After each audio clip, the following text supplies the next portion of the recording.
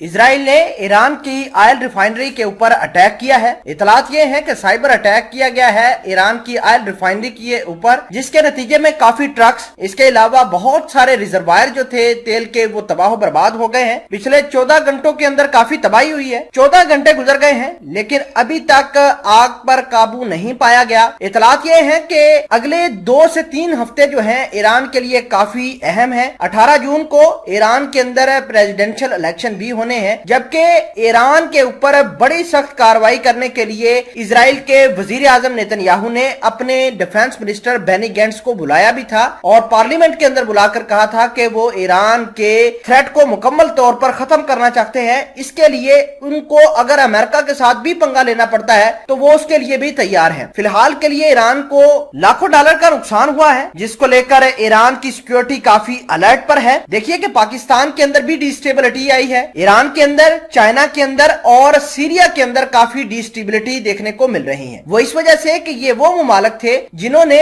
Israel को ललकारा था गजा की जंग के अंदर, और अपने तमाम के तमाम जो हरबे थे इन मुमालिक ने इस्तेमाल किए थे ताकि इजराइल वाले फलस्तीन को नुकसान मजीद ना पहुंचाए। मामलात की तह तक जाएंगे, आसान अल्फाज में इस रिपोर्ट को आपके तक पहुंचाएंगे। छोटी सी गुजारिश है कि आप हमारा यूट्यूब चैनल हसनात टीवी को सब्सक्राइब कर लें, घंटी के निशान को दबा लें ताकि लेटेस्ट न्यूज आप तक बर वक्त पहुंचती रहे। दोस्तों, सबसे पहले तो आपको ये जानना चाहिए कि ईरान ने हिजबुल्लाह की मदद करी है। हिजबुल्लाह के लोग लाए हैं ईरान के अंदर, उनको ट्रेनिंग दी है, उनको लॉन्ग रेंज के वेपन्स दिए थे, रॉकेट दिए थे, और उन्होंने ये जंग जीती भी थी जो इजराइल और हमास के दरमियान हुई थी। 11 रोज पर जंग मुश्तमिल थी और वजह यह है कि इजराइल को गुस्सा इस बात का है कि देखिए कि एक हमास छोटा सा ग्रुप है, उसने पूरे के पूरे इजराइल को दहला कर रख दिया। उस इजराइल के ऊपर उसने 4000 हमले किए, जो अपने आप को यह मानता है कि वो तो रॉकेट फ्री है, मिसाइल उसके ऊपर गिर ही नहीं सकते। मिसाइलों को छोड़िए कि हमास ने जो अटैक किए हैं वो तल अवीव के ऊपर हीफा शहर तक पहुंच गए थे। इसके अलावा बड़ी अहम बात यह है कि इजराइल के वजीर आजम नेतन्याहू ने अपने डिफेंस मिनिस्टर को पार्लियामेंट के अंदर बुलाया है और पार्लियामेंट के अंदर ये बात कही है कि वो ईरान के खिलाफ मोर्चा खोल दें, जिसके लिए जितने भी नेतन्याहू के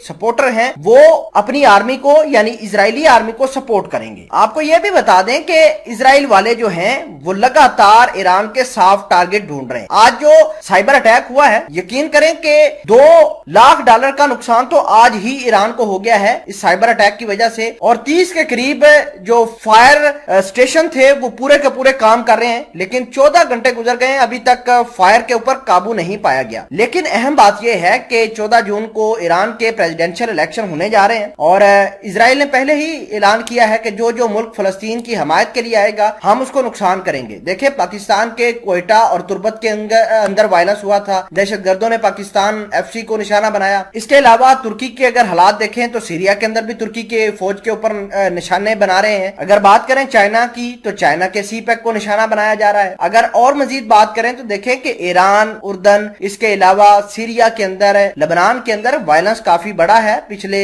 4-5 दिनों के अंदर, और ये मजीद बढ़ेगा। ये क्योंकि ऑर्गेनाइज तरीके से इजराइल वाले काम कर रहे हैं, जिसकी वजह से इन ममालिक को नुकसान पहुंचेगा। इन ममालिक को चाहिए कि अपनी सिक्योरिटी को अलर्ट पर रखें, अपनी सिक्योरिटी को मजीद टाइट करें ताकि ऐसे इजरायली हमलों का जवाब मुंह तोड़ दिया जाए।